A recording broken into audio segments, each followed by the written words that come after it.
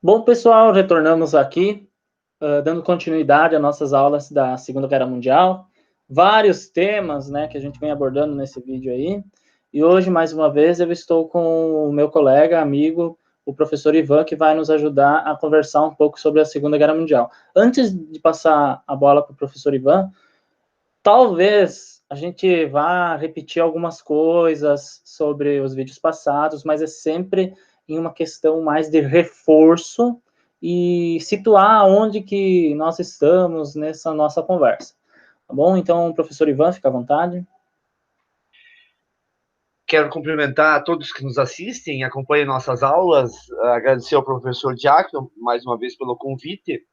E nós vamos tratar nesse vídeo, inicialmente, da batalha da invasão da Rússia pelos alemães, ou seja, pela concentração, vamos dizer assim, 85% da batalha dos homens alemães lutaram na fronte Alemanha e União Soviética. E é a famosa Operação Barbarossa, em que Hitler, em 1941, decidiu que ele iria atacar a Rússia por todas as frentes, com a técnica de terra arrasada, principalmente focando Moscou, a capital, Leningrado e Stalingrado, que eram as três principais cidades da União Soviética. Bom, considerada a maior e mais feroz campanha militar de toda a história, em termos de mobilização, para a gente ter uma ideia, foram 45 milhões de soldados mobilizados pelo eixo, pelos alemães, que invadiram a União Soviética num ataque de uma fronteira de 2.900, quase 3.000 quilômetros de ataque. Né? 600 mil veículos foram mobilizados pelas divisões Panzers. Eles dividiram em três grandes frontes de ataque, uma mais ao sul, ao centro e ao norte. Como eu disse, ela é uma batalha de grande envergadura. Também dizer que os russos, e esse foi um argumento de Stalin depois nos congressos, os russos foram o povo que mais perdeu, né? A Segunda Guerra Mundial chega a matar 55 milhões de pessoas, eu quero enfatizar isso, e 25 milhões, mais da metade, portanto, dos mortos na Segunda Guerra Mundial foram, foram russos. Aí nós temos algumas batalhas emblemáticas, mas principalmente na época a Ucrânia fazia parte da União Soviética. Nós temos Kiev, capital da Ucrânia, né, que foi totalmente arrasada, não sobrou nem o último homem. Eu quero dizer uma coisa assim, quando surgiu a guerra pelo pacto que nós tínhamos visto na aula passada, no vídeo passado, Ribbentrop-Molotov, o exército russo tinha regras, o soviético tinha a regra de não atacar os alemães, eles recuaram 200 quilômetros frente às tropas alemãs, até que veio de Moscou a ordem de contra-atacar. Bom, algumas cidades, Leningrado, que é também hoje conhecido como São Petersburgo, que talvez é a mais europeia de todas as cidades russas, foi tomada e os alemães chegaram aos bairros de Moscou. E os russos faziam essa tática, que também foi uma tática já usada na época da invasão de Napoleão. Eles esvaziavam toda a comida, incendiavam a própria terra, tanto que na época o próprio Napoleão disse: nunca entendi um povo que queima a própria terra.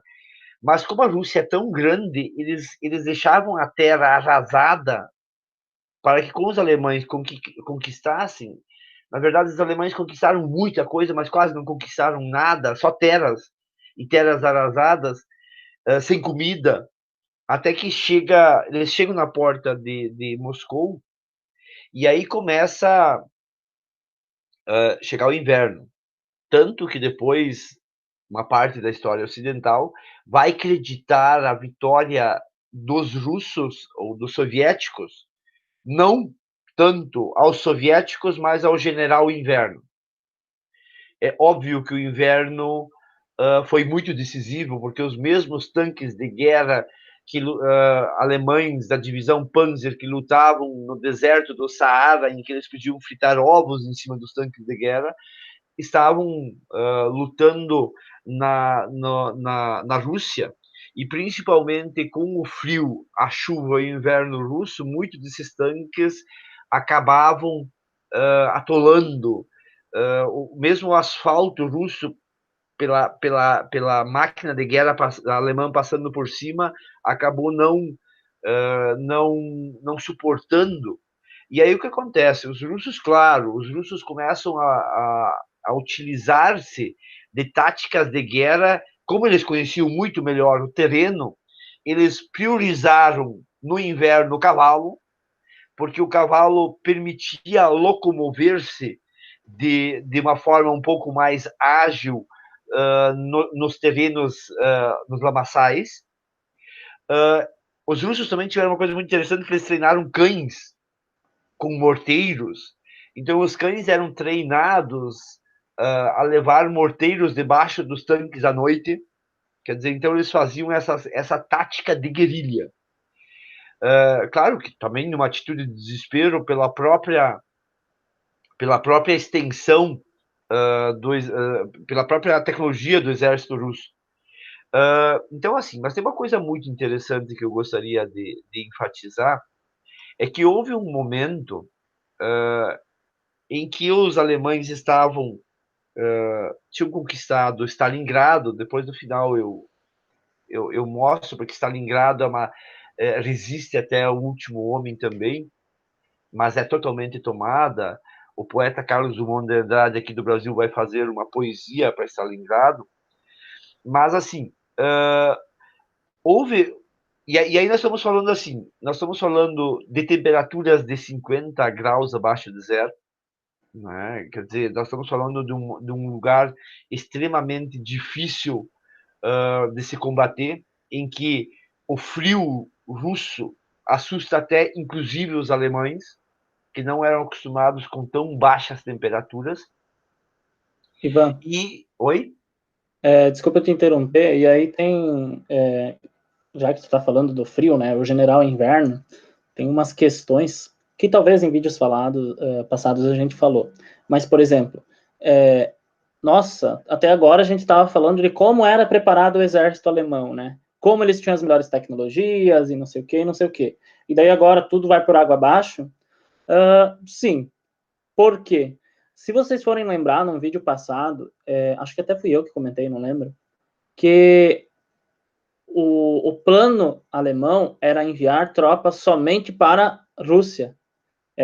Lá dividir, tomar a França, continuar no oeste, mas mandar para leste. Só que aconteceu um problema, que a Itália começa a perder algumas batalhas próximo à Grécia, ali para baixo, até na costa da África, eles começam a perder e a não ganhar, que é diferente, né? Não ganhar é que eles até venciam batalha, mas não anexavam território nenhum. E em alguns locais eles estavam perdendo. Então, o que os italianos exigiram foi que uma parte do exército alemão fosse ajudar o exército italiano. E aí, o exército alemão, que estava num número muito grande para invadir a Rússia, a gente tem que lembrar daquela Blitzkrieg, né, professor? Ele se divide. Só que essa divisão não é simplesmente tá indo o exército, eu vou fazer sinal, tá indo o exército, de repente se divide e vai. Não. Essa divisão ela demora para saber qual batalhão, quais equipamentos, ela demora algum tempo. Então o que acontece? Acontece a demora e a divisão, enfraquece o exército. E aí o que acontece? Eles queriam chegar na Rússia no verão, porque sabiam que era uma desgraça. Lutar lá, fazer esses cercos, ia ser uma desgraça se fosse no inverno. Eles tinham esse conhecimento, não na prática, mas na teoria. Só que aí, essa demora fez com que eles chegassem lá e o inverno estava às portas. E o inverno, que nem o professor está falando, né? Menos 50 graus. Só para vocês terem uma ideia, a temperatura da Terra, aonde foi registrada a menor temperatura, se eu não estou enganado, menos 82 graus.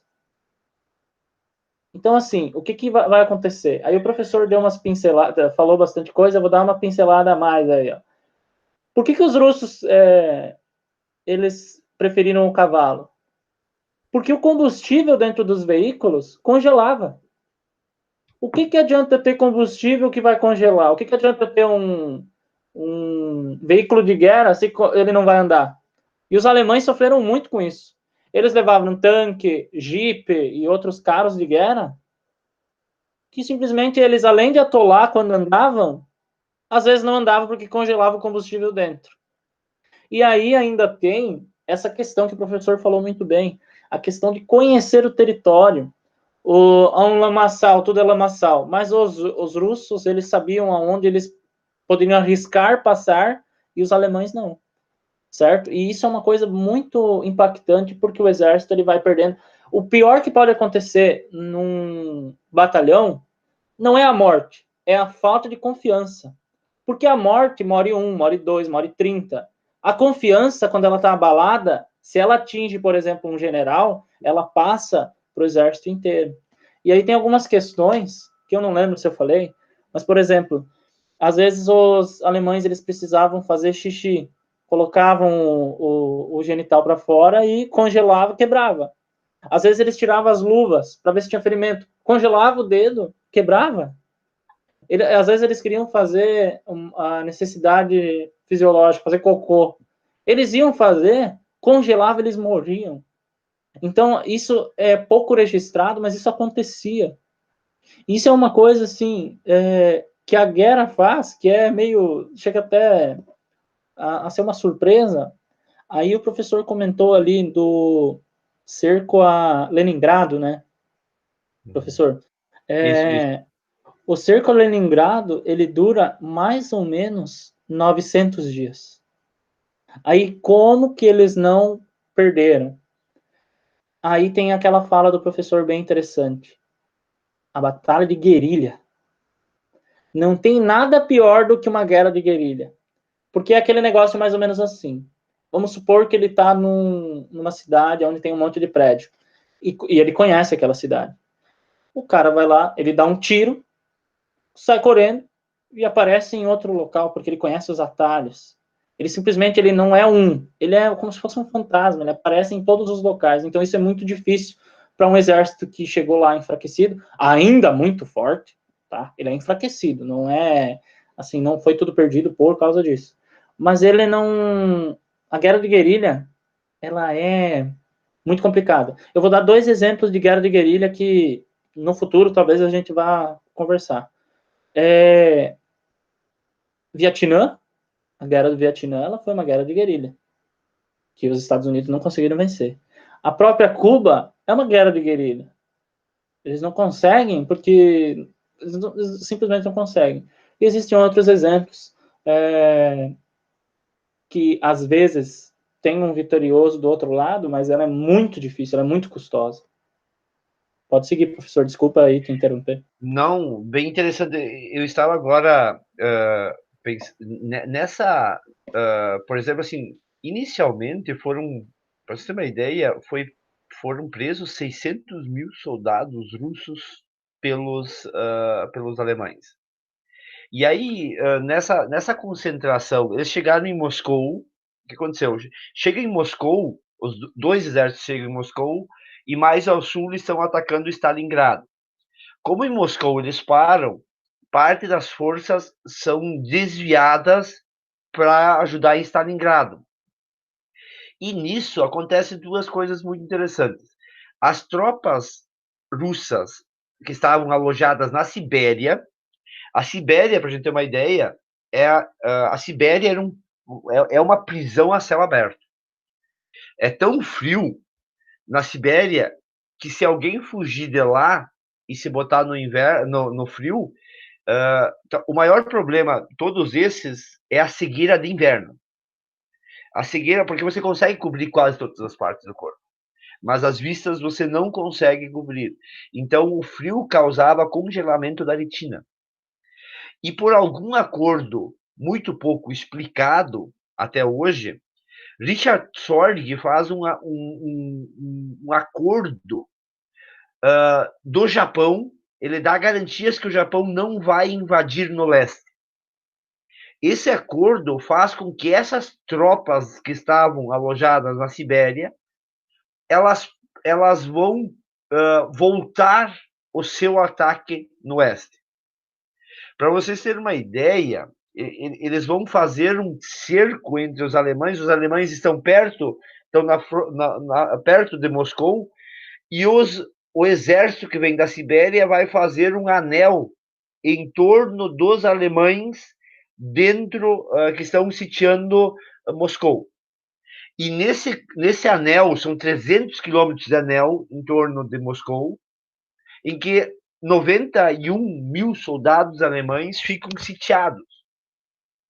E aí o que acontece? O von Paulus, que era o líder do exército da luta na Rússia, o líder alemão, ele pediu para Hitler romper o anel e voltar, porque um exército sitiado perde alimento e perde manutenção de armas. O que o Hitler naquela hora fez? Ele simplesmente, pasmem, ele promove o general von Paulus a general de campo.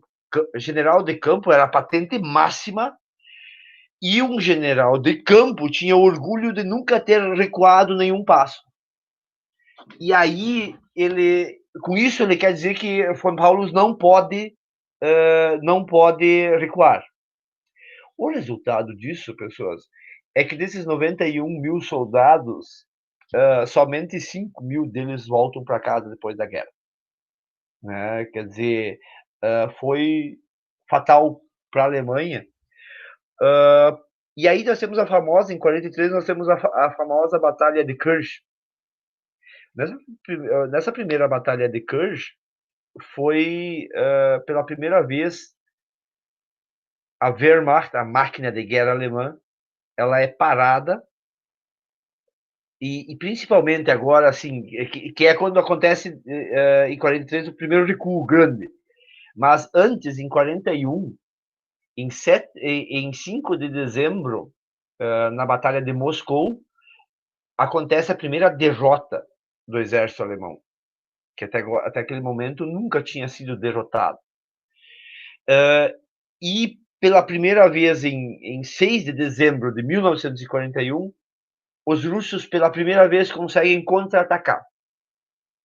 E nesse contra-ataque, assim, só para chamar a atenção, no dia 7 de dezembro, olha só, nós estamos falando de datas muito próximas. 5, ele é parado. No dia 6, há um contra-ataque russo pela primeira vez. E no dia 7, Pearl Harbor é atacada no Pacífico. O que significa o ataque a Pearl Harbor? E essa, para quem é mais da história ocidental, conhece que Pearl Harbor é quando os americanos são atacados pela primeira vez. Frank Delano Roosevelt estava concorrendo à reeleição e os americanos estavam num princípio, eles tinham um princípio de que eles não morreriam numa guerra dos europeus. E a opinião pública americana era contra a entrada dos Estados Unidos na guerra. Claro, os Estados Unidos vendia arma pra caramba, vendia material bélico, lucrava com todos os lados da guerra. A única diferença é que quando Pearl Harbor foi atacada e não matou nenhum do grande escalão do exército americano, no outro dia, Roosevelt vai ao Senado e diz: fomos atacados. E esse fomos atacados, e aí o detalhe, um dia depois que os russos conseguem fazer o primeiro contra-ataque ao exército do eixo, No outro dia, os Estados Unidos declaram guerra e estão a favor dos aliados. Bom, e aí começa uma outra parte da guerra, que é daí sim o envolvimento dos americanos. Eu só quero relatar, para a gente finalizar essa primeira parte desse vídeo aqui, que é assim, quando acontece esse contra-ataque russo, eu quero só centralizar que grande parte da Segunda Guerra Mundial, dos mortos de guerra, das forças envolvidas, foi entre União Soviética e entre a Alemanha, o eixo. E nessa época, os soviéticos pediam, por favor, que alguém auxiliasse eles e atacasse no oeste. E ninguém atacou. Quando pela primeira vez eles contra-atacam, os Estados Unidos entram na guerra. E aí nós temos um outro cenário de guerra, porque os americanos, a guerra não acontece em território americano, o soldado americano entra com gás novo, o soldado americano, e aí sim, com a produção bélica incrível que os americanos fazem, mas o soldado americano luta com a tranquilidade que a guerra não acontece, não estão matando a família deles. O que eu quero que vocês entendam é que a Segunda Guerra Mundial, além do campo de concentração, que a gente vai falar num outro vídeo para vocês, a Segunda Guerra Mundial ela é diferente porque, como eu comentei para enfatizar, se destrói cidades inteiras, se destrói famílias inteiras, se faz guerra contra crianças, né? E o soldado americano tinha a certeza de que a guerra estava matando ele. Então ele lutava com uma outra perspectiva emocional na guerra. E, claro, com toda a energia que eles permitido. Para vocês terem uma ideia de como foi forte essa batalha na Rússia e esse conflito na Rússia, quero roubar o tempo um pouco de vocês para ler uma pequena poesia que um poeta brasileiro escreveu em homenagem a Stalingrado. Carlos Drummond de Andrade escreveu A Rosa do Povo com um poema chamado Stalingrado. Eu vou ler esse poema para a gente tentar entender um pouco do espírito da época. Depois de Madrid e de Londres, ainda há grandes cidades. O mundo não acabou, pois que entre as ruínas outros homens surgem, a face negra e de pólvora. O hálito selvagem da liberdade dilata em seus peitos Stalingrado. Seus peitos que estalam e caem, enquanto outros vingadores se elevam. A poesia fugiu dos livros, agora está nos jornais. Os telegramas de Moscou repetem, mas Homero é velho. Os telegramas cantam um mundo novo que nós, na escuridão, ignorávamos. Fomos encontrá-lo em ti, cidade destruída, na paz de tuas ruas mortas, mas não conformadas. No teu arquejo, vida mais forte que o estouro das bombas, a tua fria vontade de resistir. Saber que resistes, que enquanto dormíamos, comemos e trabalhamos, resistes, que quando abrimos o jornal pela manhã, teu nome, em ouro oculto, está firme no alto da página. Terá custado milhares de homens, tanques, aviões, mas valeu a pena saber que vigias Stalingrado. Sobre nossas cabeças, nossas prevenções e nossos confusos pensamentos distantes, dá um enorme alento à alma desesperada e ao coração que duvida. Stalingrado, miserável morte de escombros, encontrando resplandecente as belas cidades do mundo, contempla-te em pasmo e silêncio. Débeis em face ao teu pavoroso poder, mesquinhas no teu esplendor de mármores salvos e rios não profanados. As pobres e prudentes cidades, outrora gloriosas, entregues sem luta. aprendem contigo o gesto de fogo. Também elas podem esperar. Stalingrado, quanta esperança! Quantas flores, que cristais e músicas o teu nome nos derrama! Que felicidade brota das tuas casas! De umas apenas resta a escada cheia de corpos, de outra o cano de gás, a torneira, uma bacia de criança. Não há mais livros para ler nos teatros, nem teatros funcionando, nem trabalho nas fábricas. Todos morreram, estropiaram-se.